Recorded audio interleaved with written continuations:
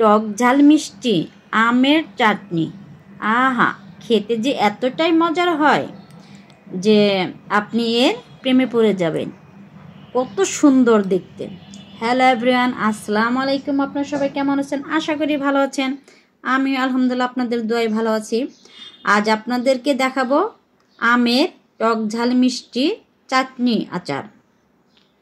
এটা মূলত এমনিতেও খাওয়া যায়, আবার ডাল দিয়েও অনেকেই খুবই পছন্দ করে, তবে আমি এমনিতেই এটা অনেক পছন্দ করি। এখানে আমি একটু সরিষার তেল দিয়ে দিলাম। এর মধ্যে আমি দিয়ে দেব এই তো অল্প একটু পাঁচফোড়ন আর যে 2টা শুকনো লঙ্কা দিয়ে একটু ফোড়ন দিয়ে এখানে আমি আমগুলো দিয়ে দেব।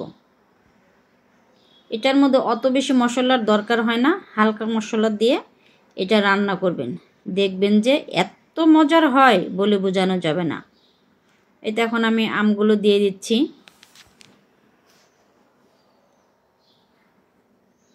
আমগুলো দিয়ে একটু ভালোভাবে নেড়ে চেড়ে রান্না করব কিছুক্ষণ। একটু লবণ দিয়ে দিলাম, লবণ দিয়ে কিছুক্ষণ নাড়াচাড়া করব। তারপরে এর মধ্যে একটু হলুদের গুঁড়া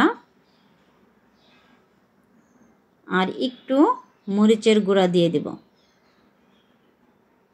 বাস হয়ে গেল, এখন আর কোনো কিছু লাগবে না। এখন এটাকে আমি ভালোভাবে একটু সিদ্ধ হতে দেব।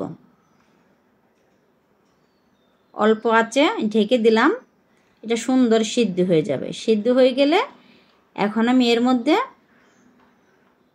চিনি দিয়ে দেব। আপনারা চাইলে গুঁড়ো দিতে পারেন, যেহেতু আমার বাসায় গুড় নেই এজন্য আমি চিনিটাই দিয়ে দিলাম। এই আমটা এতটাই টক ছিল, এর মধ্যে আমার অনেক চিনি লেগেছে এইটুকু আচার বানাতে। এ তো আমি চিনি দিয়ে নাড়াচাড়া করতেছি, যে পানি উঠতেছে। আস্তে আস্তে নাড়াচাড়া করব, এটা একবারে গলে যাবে। আপনি চাইলে এইভাবে রাখতে পারেন, কিন্তু একটা গলে গেলে খুবই ভালো লাগে। আর এই যে দিয়ে দিলাম চিলি ফ্লেক্স।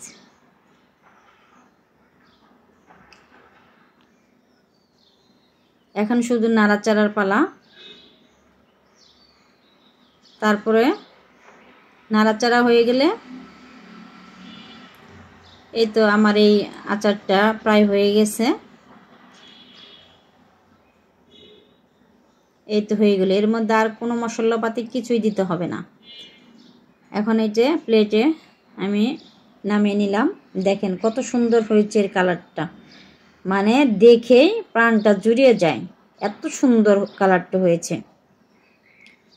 আপনি চাইলে এখানে ভিনিগার দিয়ে এটা মানে 1 বছর সংরক্ষণ করতে পারবেন। যেহেতু এখানে অল্প আম ছিল এই জন্য আমি ভিনিগার দিইনি, এমনিতেই এটা আমার একদিনে শেষ হয়ে গেছে। যাই হোক, আমার এই রেসিপিটি ভালো লাগলে আমার পাশে থাকবেন। সবাই ভালো থাকবেন, সুস্থ থাকবেন, আমার জন্য দোয়া করবেন। আবার কোনো নতুন রেসিপি নিয়ে আপনাদের সামনে হাজির হব।